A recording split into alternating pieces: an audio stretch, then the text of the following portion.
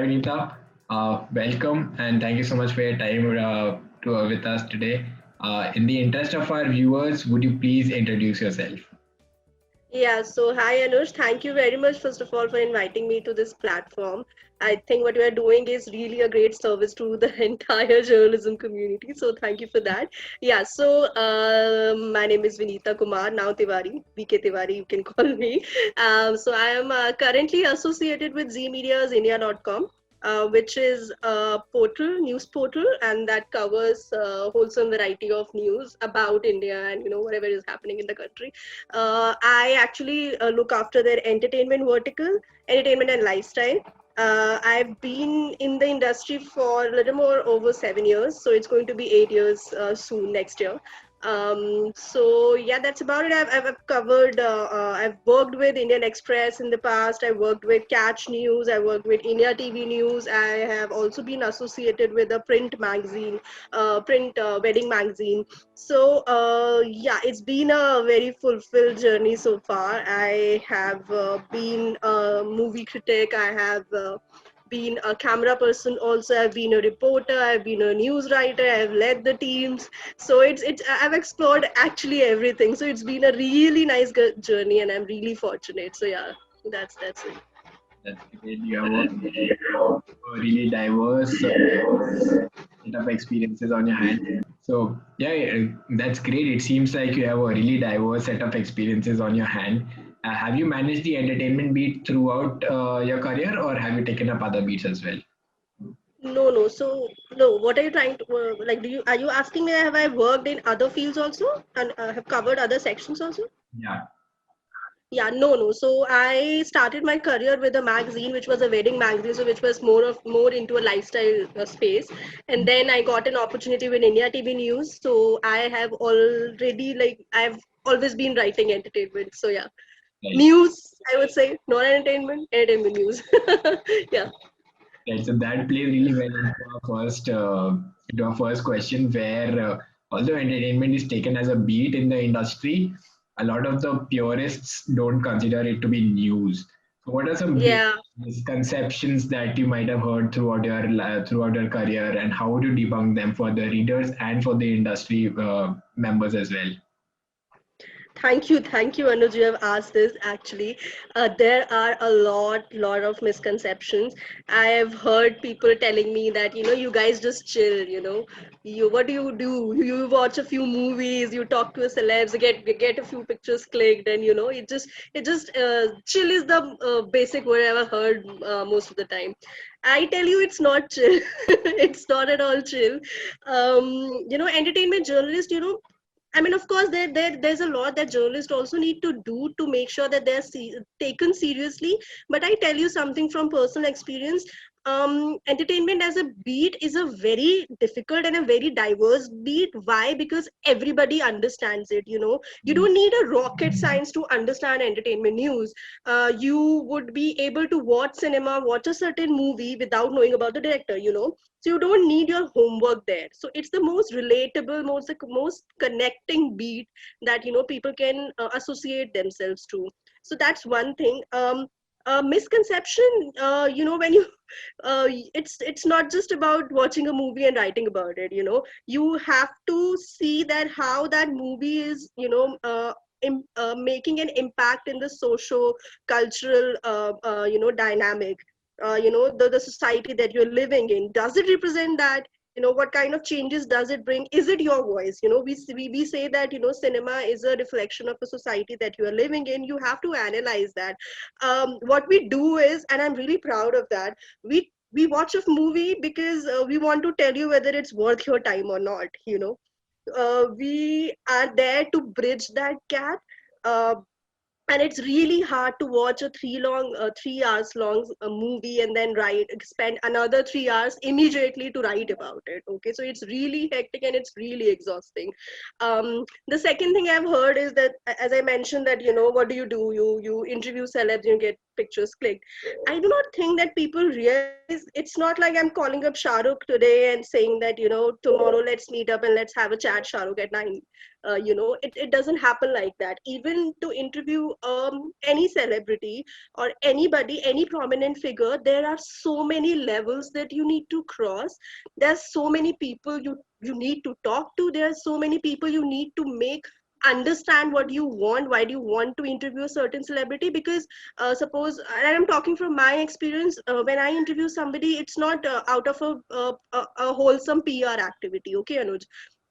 What I want to do at my personal level, and I'm sure many entertainment journalists are trying to bring that change, is that, when we go and interview a celebrity, we want to tell you, our audience, that this is the man beyond the celebrity that you know. We want to tell them that this might be Shah Rukh Khan that you see on screen, but this is the Shah Rukh Khan, the human being you want to know. So and that also requires a lot of research. Okay, and I've had experiences, Anuj, that I've had to wait for like 8 hours straight to get one interview. Okay, without food, without anything. So, and you don't know what happens. You are on the field, only a reporter know what happens. Okay, so it's not like entertainment is chill. It's completely not chill. Yes, you get your moment when, when somebody watches an interview that you're doing, or somebody reads a review that you have done and feels like, that you have actually contributed and you have actually saved their money. Okay, so I think that's you feel good, so that is your movement. And yeah, so these are the misconceptions. And plus, I think most people don't realize that entertainment journalism has a lot of potential in bringing a change in a society, because cinema is the easiest way to communicate, I tell you. What did it take for a candlelight march to happen in India? It only took Rakesh Om Prakash Mehra to make Rang De Basanti, or for No One Killed Jessica to appear, right? What did it take? Or maybe, people also do not realize that, it's not just about covering Taimur. Okay, that might be the popular taste. That's aside. Of course, like every field has its pros and cons, so I won't deny that there are no problems. But had we not covered Karina during her pregnancy, you wouldn't have known how she is setting the benchmarks for a female actor who is pregnant and who's constantly working in the industry. Okay, had we not interviewed Anushka, you wouldn't have known that there is a gender pay gap that is prevalent in the industry. Okay, so it's not chill. It's not halwa, as they say.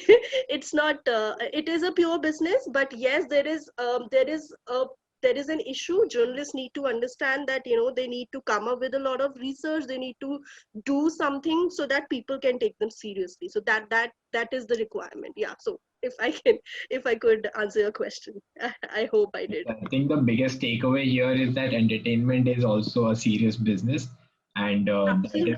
that is what people should take away from that particular piece.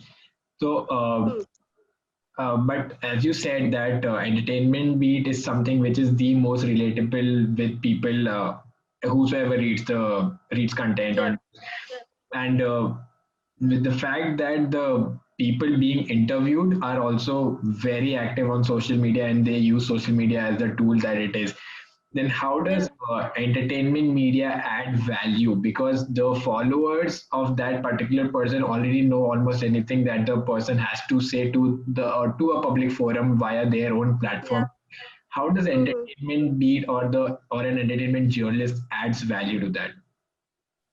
Okay, so Anuj, first of all, I think, yeah, there are many people who are on social media, but I don't think all of them are on social media. And among those who are on social media, not many of them utilize social media beyond, say, interacting with their fans, or beyond promoting their films. A lot of them are not. Okay, what we as entertainment journalists or as entertainment beat collectively tries to do is, we extract what is not there on social media. Okay, or in a video or in a in any post on any social media platform, right? What we do is we do a lot of research, we do research, we do our homework, we do background work before interviewing anybody, or before connecting with anybody. We watch the previous interview so that we can remind them that you said this, that. So I'll just give you an example. Suppose I've interviewed Vidya Balan and I love her. I'm glad that she's one of those very insightful people that you would come across in the industry. There was a time when I asked her that do you uh, call yourself a feminist? And at that time she told me that she doesn't want to be branded as a feminist. She might be supporting women she would be supporting women empowerment in her own sense, but she doesn't want that label. Okay, there was a time when she told me that. And then a few years later, when I asked her the same question, and again she told me, yes, I am a feminist. Okay, now these are the kind of conversation, these are the kind of insights that are not available on social media. Okay, social media, and also there's no filter. Mm. Right. So whatever, most of the celebrities are there, and among those, most of the social media handles are being, handled by their PRs. So it's only that much that they can reveal, and it's only that much that they can talk about. What we do is we take that strength and stretch it as much as we can.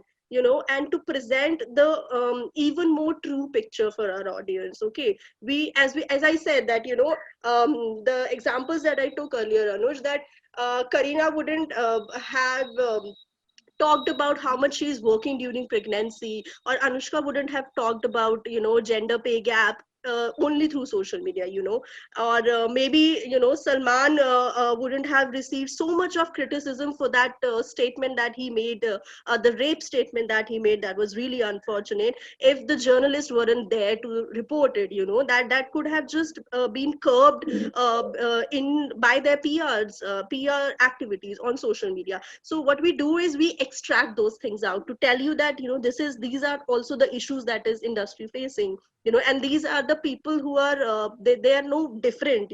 They can make mistakes, and they can also come out with flying colors. So both I think we are bridging that gap. I don't think that that's possible on social media. Right. So, do you think that social media itself is also a facade, whereas only the journalism part or the entertainment journalists brings out the real person behind that silver screen actor? I think social media is not just the only platform. I think wherever journalists will go, they will do the same, or Hmm. it's their job to do that, right? If you're trying to say that social media is a place where celebrities get to communicate, yes, but is do they answer all your questions? No.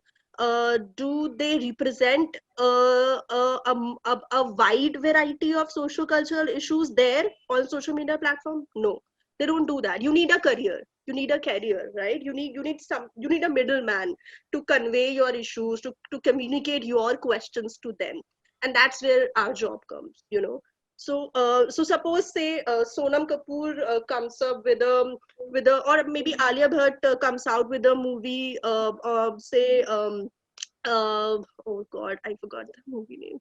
uh, um Urta Punjab, right? Okay, so suppose Alia comes out with a movie, say Urta Punjab, or Sonam comes out with a movie, say Neerja. Okay, now how many of these stars who are doing a movie on terrorism or a drug problem on screen, how many of them are actually talking about the real issues that they are addressing on screen? you know is Sonam Kapoor talking about terrorism? Is Alia Bhatt talking about drug problem in real life? No. Now who's going to ask them that? They might just, you might tweet to them and they might ignore. But if we are there, we would try to ask them. And if they say no to us, at least that is also on record, you see. Right. So so that side is something that we as journalists take out, or at least try to take out. At least that's what I aim to do. Fantastic. I hope there are more like you who actually take this to the take this to hold the people who kind of spread insights through their medium accountable and Yeah, give them a platform to share their views and also ask questions at the same time. Right. So, do yeah, you, with the value that you add in people's life by showing them the true picture of their heroes and heroines, do you think absolutely, people absolutely. will ever start paying for the content that you guys put out for entertainment beat specifically? Do you think people will ever start paying for it? Paying for entertainment news, you're asking. I think that is already happening. I mean, I have myself subscribed to a lot of platforms, news platforms that actually charge you to read articles, that actually charge you to watch a certain interview or a certain discussion, that happens. And I think that's a very good attempt. I tell you why. Um, I am, and I would like to believe that happens outside India also. But in India, there's this notion that if something is being made available to you free, it's not serious. It's worthless. I think. And that's a wide misconception in India. So if something is being made available to you free, you feel like we can just consume it later. It might not be that serious. It might not be that important. So if entertainment news is if people start paying for it, there's going to be a big change on various levels. Okay, of course, as I told you, that the audience will start taking news seriously.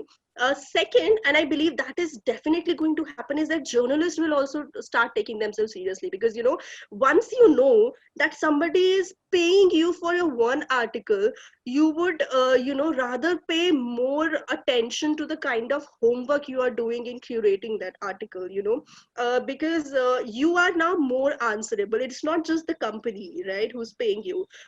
It would be your own audience, and there's more personal correct there, because that people are actually, you have been charged for your article. Okay, and that's a big thing. Okay, so I think that quality is going to be introduced within the journalist, and that they're of course going to put more research into their articles, more depth into their whatever they are, whether it's a bulletin, news bulletin, or an article, digital article, or a print article, whatever it is. So that is the second thing. And I think that for any celebrity, or and this is just a minute part of the industry, any celebrity who's going to appear on your, say, any discussion, they're also going to take you seriously, because now they know that whatever statements they are making, those are going exclusively to certain exclusive readers who is there to see that person only. That person might not be paying for, say, 10 articles you are producing, but that person, the reader, might be there to pay for one article in which you are being talked about. So suppose, say, if we are talking about Pankaj Tripathi, now he's doing an incredible work. Okay, but he's giving interviews to, say, 10 platforms. Okay, and now that on those 10 platforms, he would be little more easier in talking and giving statements what he's making.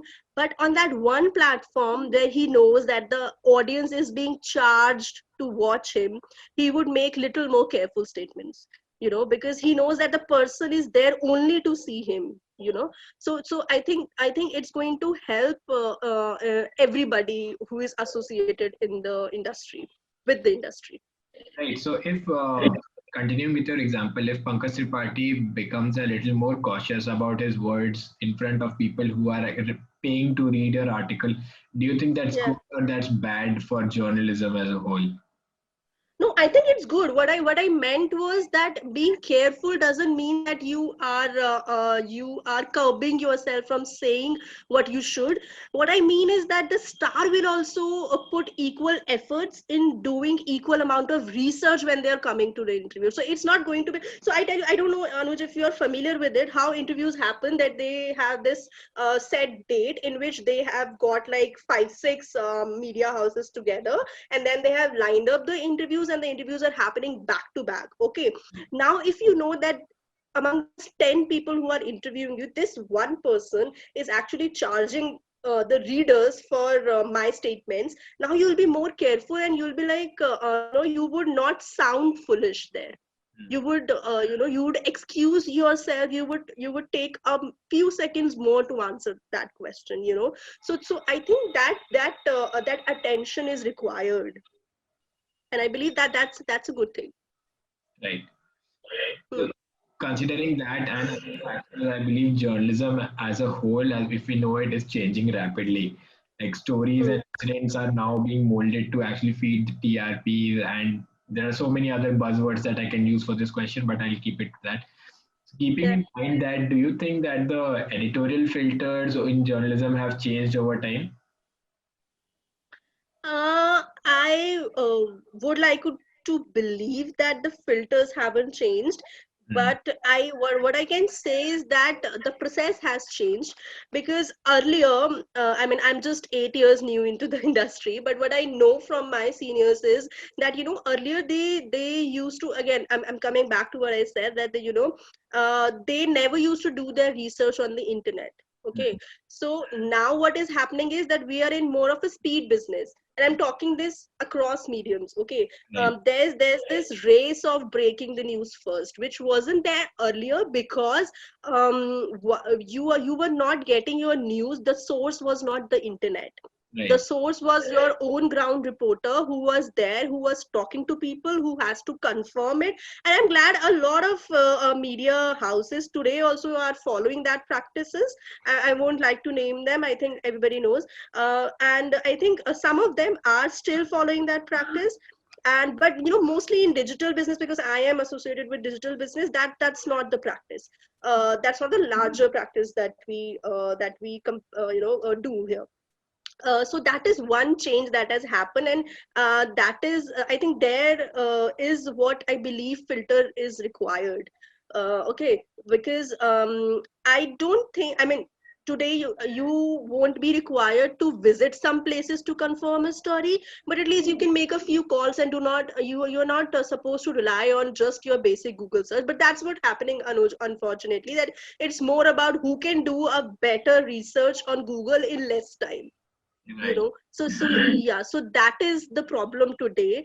And I hope, with the way we are processing, with the way we are proceeding, that changes, but I'm not so sure about it, because it's more like a speed, I see many media houses and many teams actually generating their news pieces based on social media, which is absolutely wrong, because there is no filter on social media. As much as we can rely on social media to get more insights about a news story, or to check what people are saying about a larger issue, but I don't think we can treat social media as a source of our news, right? So we have to stop doing that, and that is largely happening. We are curating stories based on social media. That shouldn't happen. So yeah, that is one of the few changes that have happened. Right. So, what other filters do you think we should create to stop journalism from becoming a reality show or maybe just a reflection of the social media? um I think on my part, and what I do is, and what I also see many of my fellow colleagues doing is to keep never stop learning. I believe, do not refuse to learn anything. Just keep constantly updating yourself. I believe that is one of the most important things, because once a journalist is taking herself seriously, the change will come. Okay, and I also believe at a personal level that an individual growth is very important for a company's growth. Okay, so and Anuj, these are of course the two methods that we can use. The third, and I believe that is very important, is to develop yourself into an individual or an independent voice. Mm. Because there's only a very little that you can do if you're associated with, say, a company that follows a certain agenda, or a certain streamline. They have streamlined their content. Okay, so there's only this much, because there it's more about doing just your job, and out of it. You are more of a writer than a journalist there, right? I think it's important to develop your individual identities, to have your independent voice, to support the kind of issues you want to support. To have your independent voice is really important. I think every journalist should just strive for that, because only say four players running the market won't do. You will and as a young country, I think it's very important also, that you and with the material that we have in hand. We have social media, we are educated, we there are so many courses that we can do to make ourselves self sufficient. And I think that is important, to reach that level. But first, you have to update yourself, you have to read immensely, you have to watch immensely, you have to build a habit of doing discussions around things, and never refuse to say that what you were say 2 years back. If 2 years back you were supporting an issue, it is very likely, it's very possible that now 2 years after that you might be supporting a completely different issue. So never refuse, never be stringent in your opinions, I would say. So that habit is very important for journalists to develop if they want to bring about a change. Yeah. Right. So you also talked about how everyone should develop their own individual identity, or maybe have their own opinions, Voices. Yeah. yeah, own voices and opinions. And I believe that Yeah. is something which is largely happening throughout the world, and social media is playing a huge role in that, along with traditional media. And Yeah. somehow that is leading to extreme polarization, not just in our country, but in on a global scale. If, Hmm. why do you think that is happening, and do you think there are any ways in which the media can help reduce this polarization? Okay. So I don't think I can go in depth to that.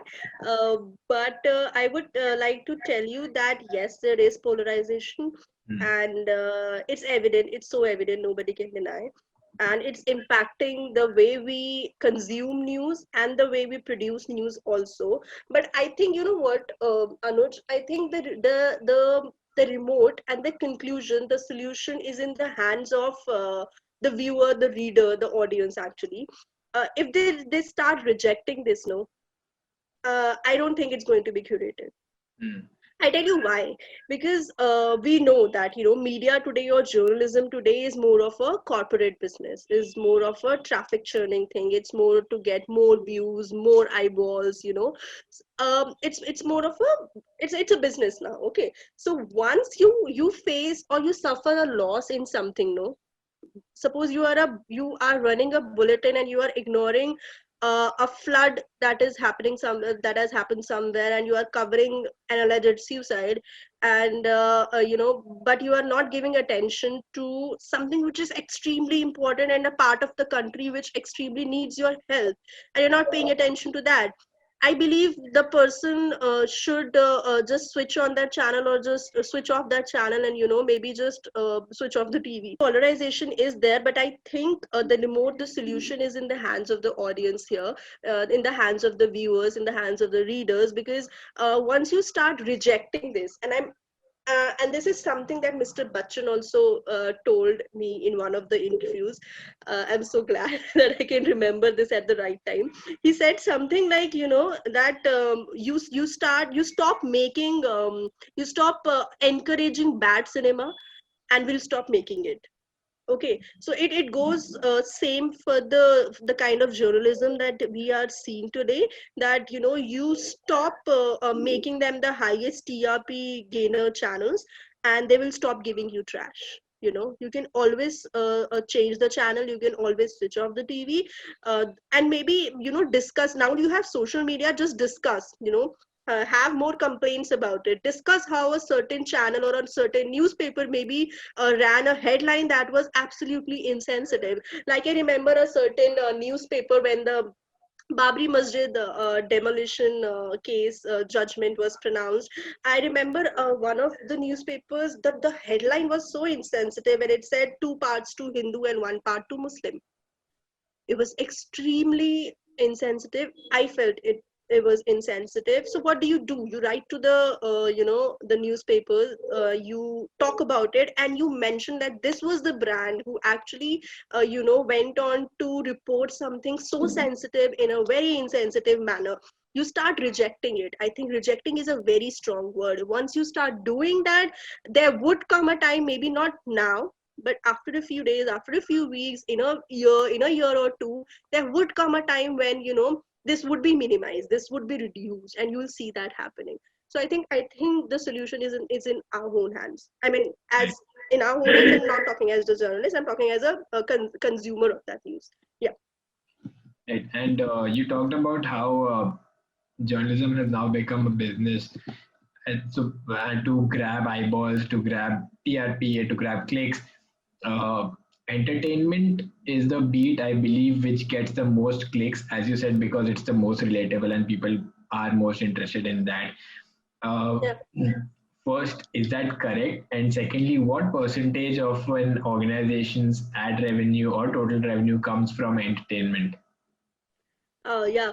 So, Anuj, so I'm not a business person. I mean, I've been a writer, I've been a journalist, so I won't be able to give you a perfect insight into that. But uh, yes, I believe that entertainment is one of the major traffic drivers for most media houses, for most digital platforms. And I don't think I can give you a percentage, but it is, more than the other verticals, the other kind of news stories, maybe political or maybe sports. And again, as I said that, Anuj, why is the same reason.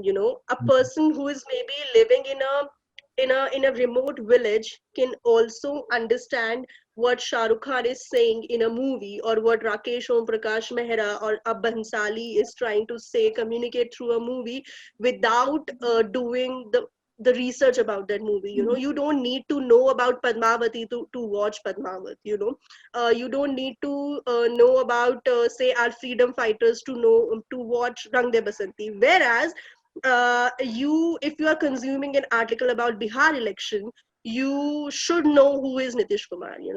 You should know who is leading, and you should have an understanding of that political dynamic. And similarly for, say, sports also, you should know, if you're consuming, you're reading a news article about Virat Kohli, about cricket, about who won the last IPL or whoever, you are supposed to know, what are the rules that are followed in a match, or how is a match being played. So you have to do your homework in consuming other kind of news items.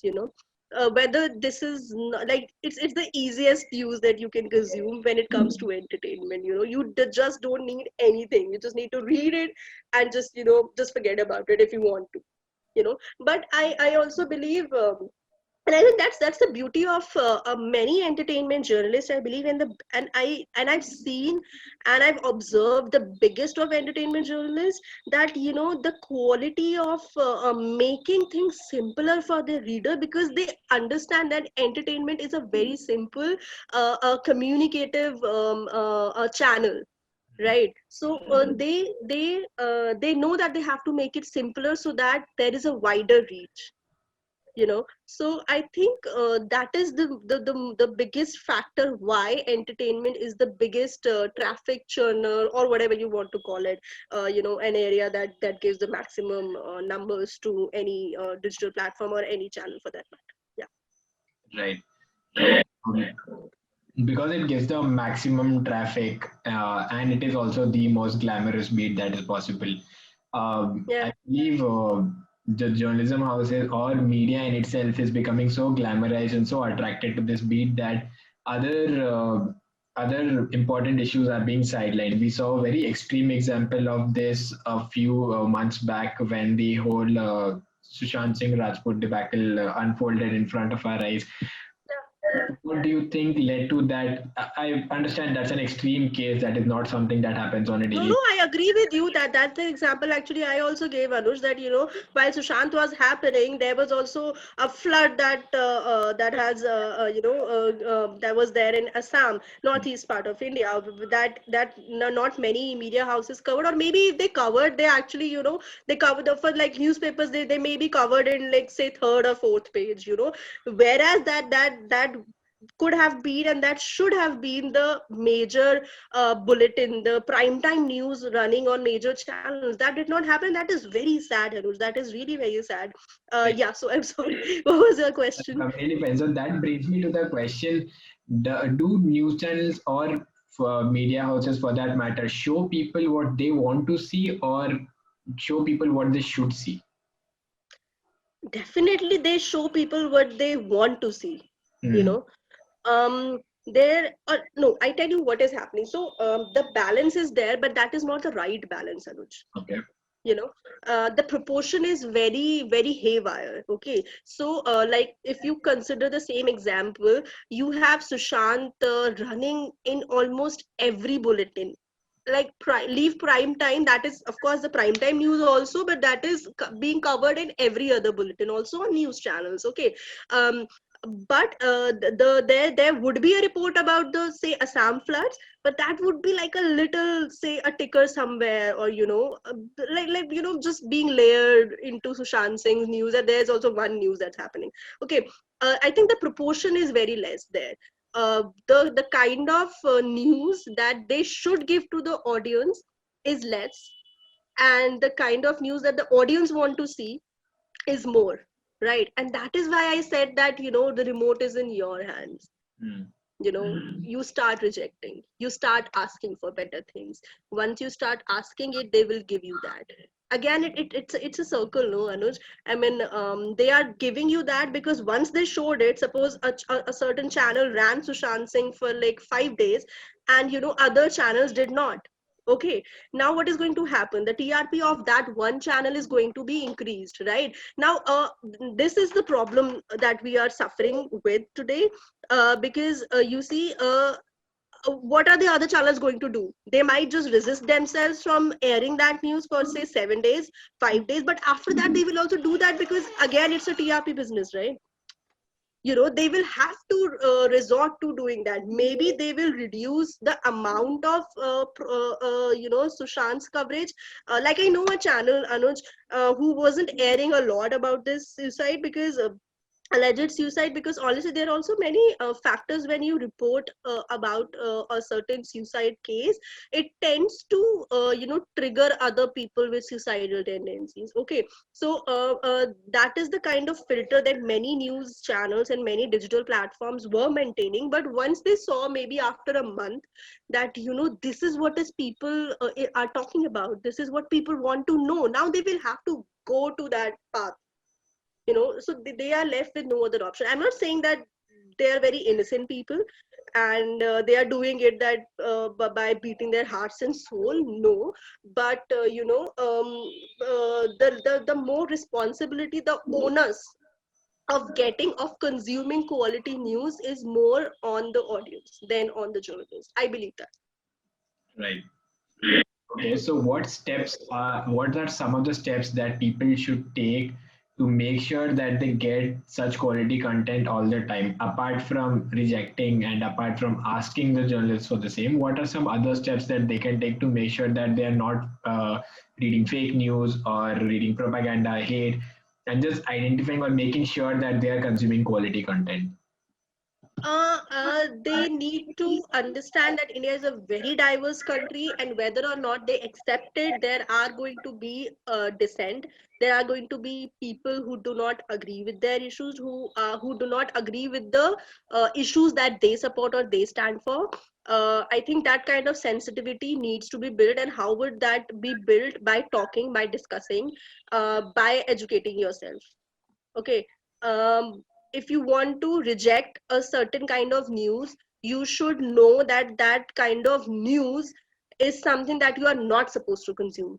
you know that kind of difference between right and wrong is something that you yourself should know. Like, I should know what I want to know, what I want to see, right? Like, suppose I remember, it's a very, I don't know how does it fit, but it's a very important example, Anuj. Like, while I was growing up, I remember there were all these Ekta Kapoor's, all these drama series that used to air. And I remember my father once talking to me and telling me that, have you seen the pattern that all the vamps on these shows are actually very fashionable? And I thought, yeah, I mean, so what kind of message is that giving? The message is that, women who are quite fashionable, quite bold with their fashion choices are the vamps. Right. So that kind of message that came out because I was open to a discussion on that issue with my father. Right. And I accepted that that is a problem.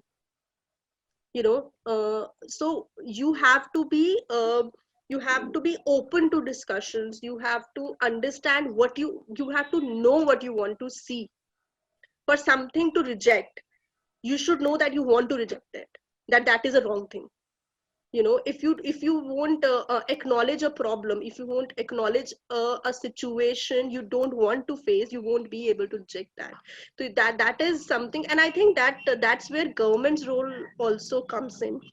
Because suppose today we are saying that we don't need censorship, right? uh, it's important that government knows what the citizens want, right?